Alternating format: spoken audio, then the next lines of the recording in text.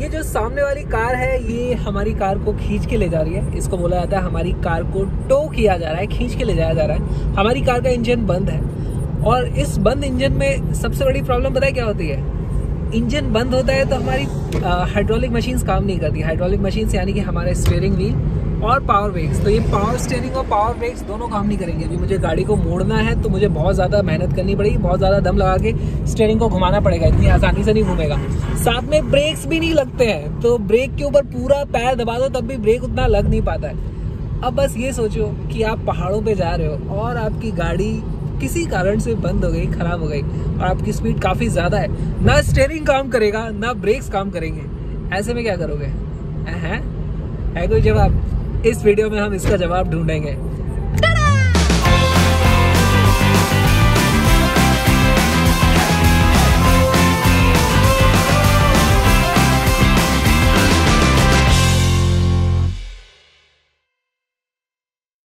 Hello, मुझे मुंबई वापस जाना है और उसके लिए मुझे गाड़ी चला के जानी है और मेरी गाड़ी ये वाली है और ये चालू नहीं हो रही है। तो इस वीडियो में इसको टो करके लेके जाएंगे और देखेंगे कि इसमें साइंस कहाँ लग रही है, क्या क्या प्रॉब्लम्स होती है। गाड़ी बंद रहती है तो क्या हो जाता है।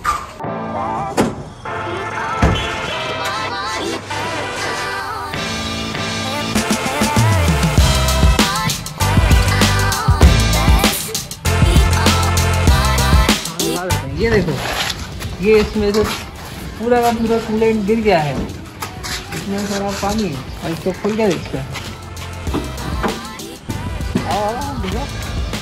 इसको छूना नहीं होता है, ये हॉट लिखा हुआ है, यहाँ पे लिखा हॉट। और ये इंजन है, ये कूलेंट, इंजन कूलेंट है।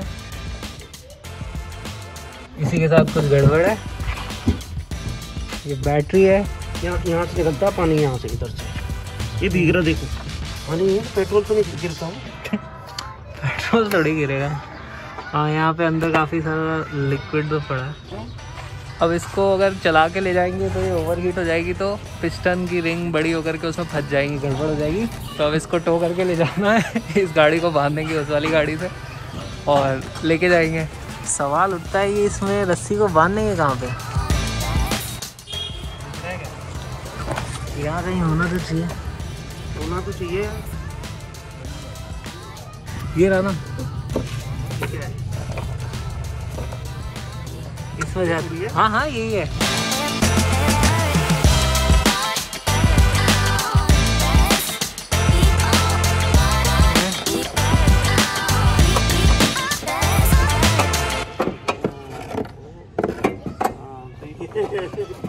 ये छेद है, इसमें हमें ये लगाना है, इसे तो कस देंगे। तो इसमें टॉर्क कम पड़ रहा है।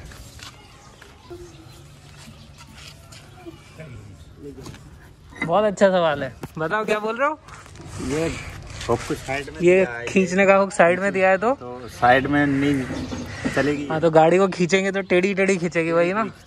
हाँ, तो अरे जीप को खींचना हो तो इससे खींचते हैं। ये भी साइड में है, सेंटर में नहीं है। देखो, सेंटर में नहीं है, सेंटर के थोड़ा साइड में है। तो यहाँ पे भी टो करने वाला यहाँ सेंटर में नहीं है, इधर साइड में है। अगर हमें कार को टो करना है यानी कार को खींचना है तो हमें यहाँ पर इस तरीके से सेंटर में रस्सी को बांधना चाहिए। देखो, कार के सेंटर में। लेकिन हमने देखा कि रस्सी बांधने का ऑप्शन यहाँ कहीं साइड में होता है। तो सबसे पहले तो ये समझते हैं कि यहाँ साइड में क्यों हमें वो हुक दिया गया, इस तरीके से बीच में हुक को क्यों नहीं दिया गया। और इसका जवाब मिलता है हमें कार के शैसी डिजाइन से। अच्छा, ये शैसी होता है क्या है? ये जो कार का ढांचा, जिसे चैसिस भी कुछ लोग बोलते हैं, लेकिन इसका एक्चुअल प्रोनाउंसिएशन होता है शैसी। और इसमें आप देखोगे तो यहाँ पर या यहाँ पर से हम इसे खींच सकते हैं। अब आप बोलोगे पीछे की तरफ, तो यहाँ पर देखो इस तरीके से दोनों ये जो रॉड है उसके बीच में एक जॉइंट लगा दिया गया है और पीछे की तरफ यहाँ पर सेंटर से हम खींच सकते थे। इसी तरीके से आगे भी क्या हम यहाँ पर से कुछ हुक लगा करके खींच सकते थे? ऐसा किया जा सकता है, लेकिन कार में आप देखोगे यहाँ पर रेडिएटर और बहुत सारी इस तरीके की चीज़ें होती हैं, इंजन होता है, तो यहाँ पर हुक लगा पाना पॉसिबल नहीं हो पाता है। और एक्चुअली कार को डिज़ाइन भी इस तरीके से किया जाता है कि वो चले, इंजन अच्छे से काम करे। टो करना तो कभी कभी करना पड़ता है, 10 साल में मान लो एक बार टो करना है, तो उस टाइम पे हम थोड़ा सा कॉम्प्रोमाइज़ कर लेते हैं और साइड में से खींच करके चला देते हैं। अब सवाल उठता है कि अगर हम कार को साइड में से खींचेंगे तो उसके फ्री बॉडी डायग्राम का क्या होगा?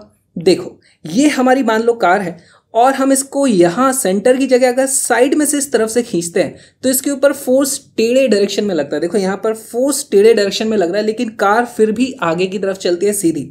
तो हमारे फोर्स का डायरेक्शन कुछ और है, वेलोसिटी का डायरेक्शन कुछ और है। यहाँ पर हो क्या रहा है, तो हमारी कार टेढ़ी क्यों नहीं मूव करती है।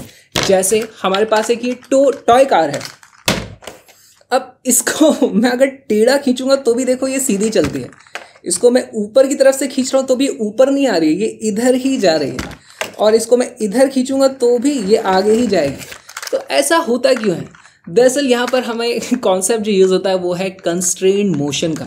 यहाँ पर कार के पहिए अगर हम इसे इस डायरेक्शन में घसीटना चाहे तो काफ़ी ज़्यादा फ्रिक्शन होता है, लेकिन अगर हम इसे इस डायरेक्शन में चलाना चाहे तो पहिया रोल करने लग जाता है। वहाँ पर सिर्फ रोलिंग फ्रिक्शन का यूज़ होता है जो काफ़ी ज़्यादा कम होता है। इसीलिए कार के ऊपर आप भले ही थोड़ा इधर उधर के डायरेक्शन में फोर्स लगाओ, फिर भी कार चलेगी उसी डायरेक्शन में जिस डायरेक्शन में पहिए उसको जाने के लिए अलाउ करेंगे। और कुछ ऐसा ही होता है ट्रेन के साथ में भी। ट्रेन काफ़ी लंबी होती है और जब ट्रेन मुड़ रही होती है तो इंजन उसे इस तरफ खींच रहा होता है, लेकिन पीछे का डब्बा जो होता है वो फिर भी सामने जाता है। क्यों? क्योंकि पटरियों ने उस ट्रेन के डब्बे का मोशन कंस्ट्रेंट कर दिया, वो इधर उधर अपनी मर्जी से नहीं जा सकता है। हाँ, अगर बहुत ज़्यादा फोर्स लगा दोगे, जैसे मैं इधर बहुत ज़्यादा फोर्स लगा दूंगा, तब तो ये भी टेढ़ी मेढ़ी होकर के कहीं चली जाएगी। अब कार को खींचते हैं यानी कि टो करते हैं।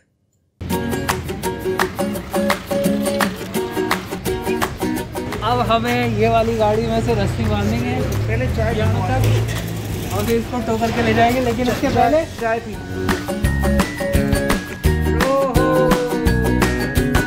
मेरी चाय कहाँ है?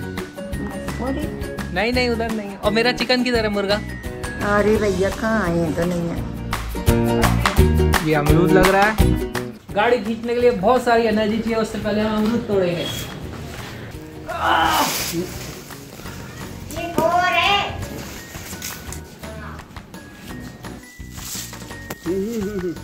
ओहो, इनमें दोनों में इल्ली थी। ये देखो इल्ली लग रही है, खराब हो गई। पर खा लेंगे क्योंकि प्रोटीन मिलेगा। देख के खाना। अगर हम इस रस्सी से बांध देंगे गाड़ियों को तो क्या वो टूट जाएंगी? मतलब रस्सी टूट जाएगी। इसकी टेंसाइल स्ट्रेंथ हमें नहीं पता। दूसरा ऑप्शन है लोहे की चेन से बांधे, पर लोहे की चेन क्या हमारे पास है? टुकड़ा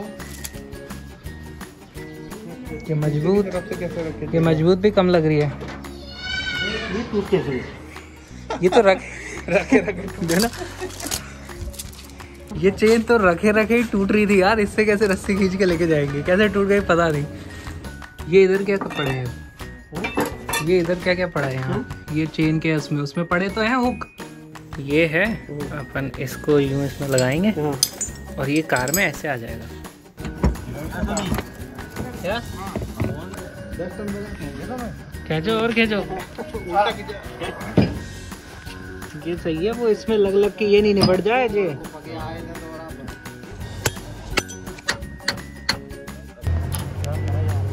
अब बताओ जी गिरेगी कि नहीं? नहीं गिरे। तो ये गाड़ी बन गई है। अभी इनको तो काम है जो, और अब तो पैसे पक रहे हैं। पैसे मिलेंगे काय नहीं मिलेंगे वीडियो बनाने के। चलो तो वीडियो बनाते हो कि गाड़ी रेडी है। चलिए शुरू करते हैं। चलो झटका लगेगा। अरे चल गई। चलो भैया बाय बाय। लंबी बहुत कर रही यार। तो हमारी ये रस्सी टूट गई है। क्या टूटा है समझ में नहीं आ रहा। जो हुक था वो टूट गया है। हुक था यहाँ पर, वो टूट गया है। हम जब भी कोई चीज़ डिज़ाइन करते हैं तो एक अजम्पशन लेके चलते हैं, इसमें इतना लोड लगेगा, इसकी इतनी लोड कैपेसिटी तो होनी चाहिए। कई बार लोड कैपेसिटी उससे ज़्यादा एक्सीड कर जाती है और ऐसे में हमने जो मटेरियल डिज़ाइन किया है वो टूट जाता है।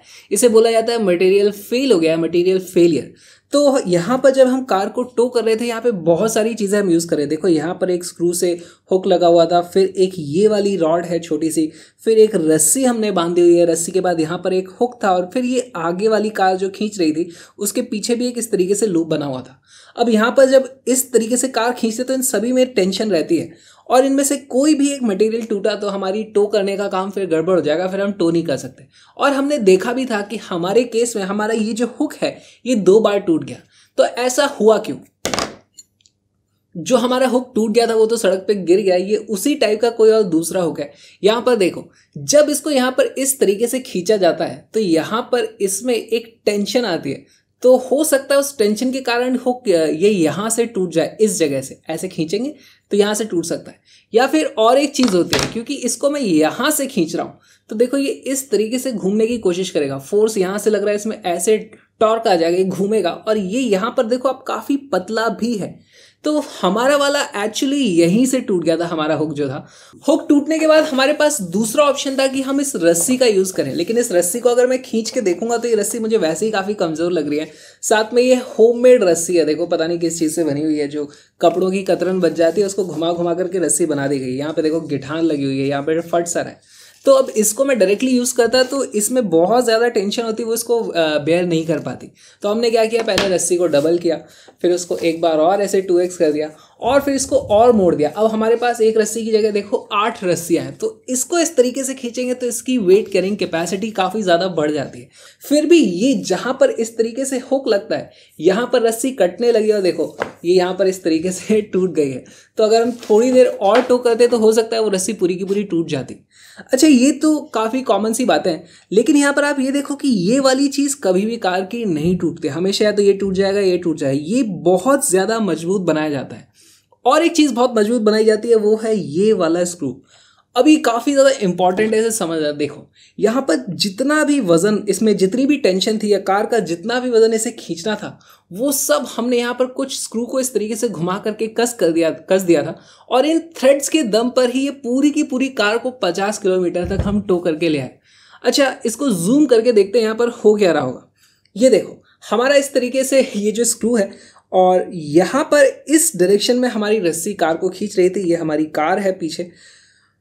अगर यहाँ पर है टेंशन T और इसका क्रॉस सेक्शनल एरिया, ये वाला जो क्रॉस सेक्शनल एरिया है उससे हम डिवाइड कर दें तो tension divided by cross sectional area ये आ जाती है। इसमें टेंसाइल स्ट्रेंथ, इसको इस तरीके से खींचा जा रहा है, इसमें इतनी टेंशन है तो इसको इस तरीके से डिजाइन किया जाता है, इसकी थिकनेस इस तरीके से सेट की जाती है कि इसकी टेंसाइल स्ट्रेस कभी भी इसकी यील्ड स्ट्रेस से क्रॉस ना कर जाए। ऐसे में इसमें परमानेंट डिफॉर्मेशन आ जाएगा और ये फिर टूट सकता है।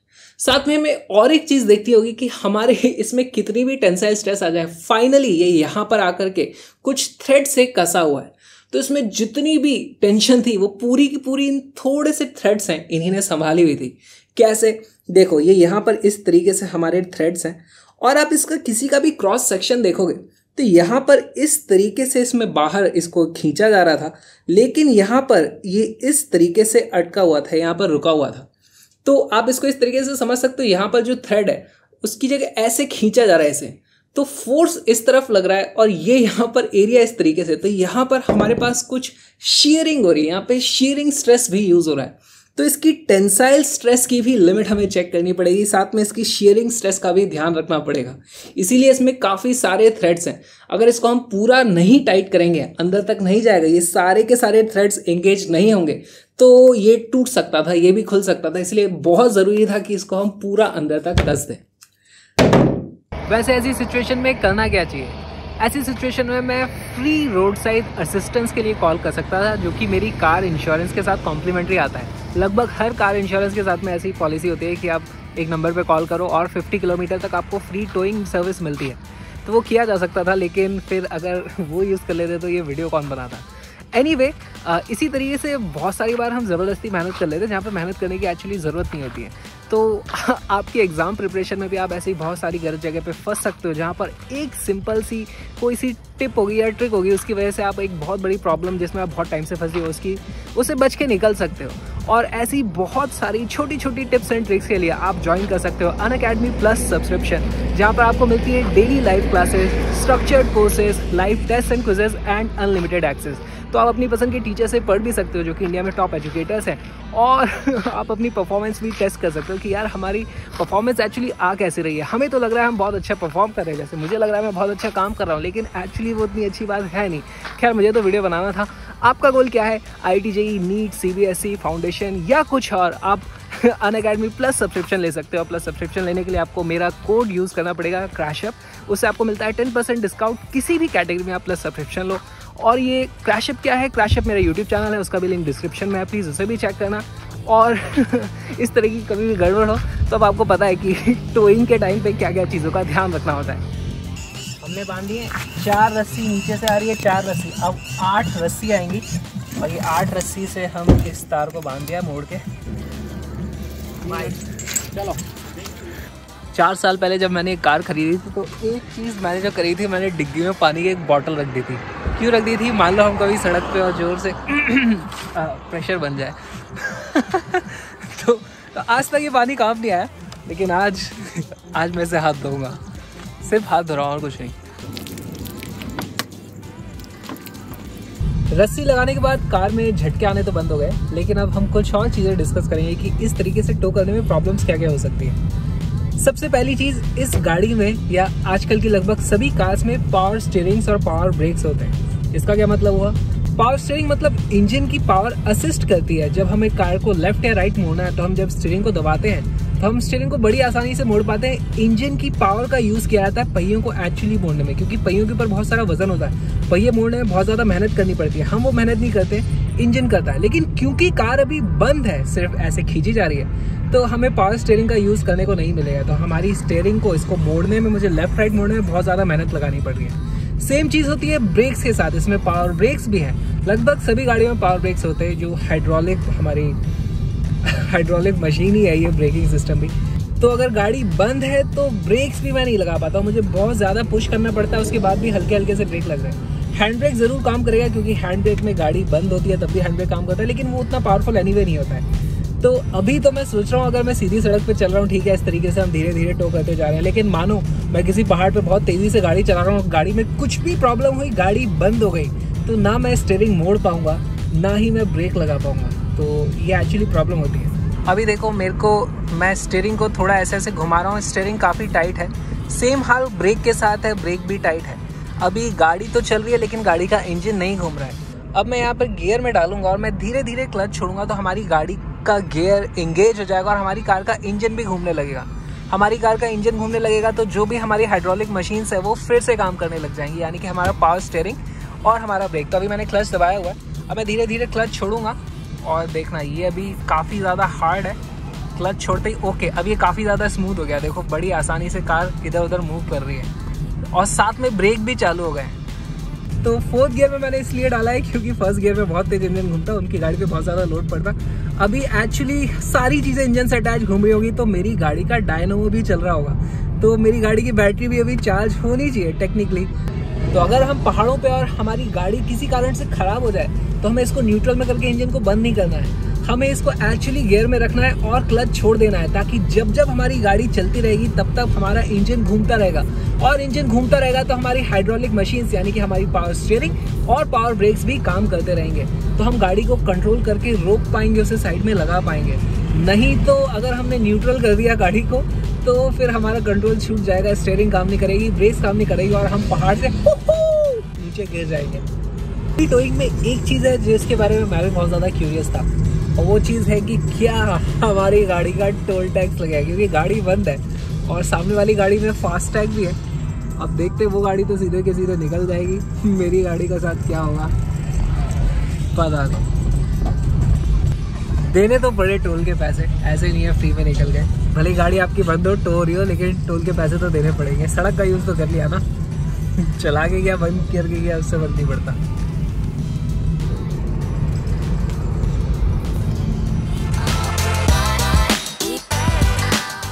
नेक्स्ट डे गाड़ी को बांध के ले जा रहे हैं।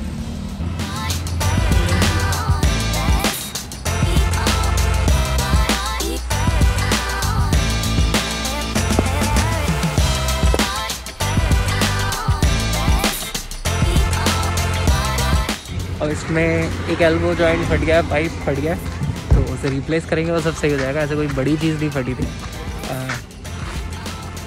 मिलते हैं अगले वीडियो में, प्लीज़ सब्सक्राइब करो हेलो साइंस को।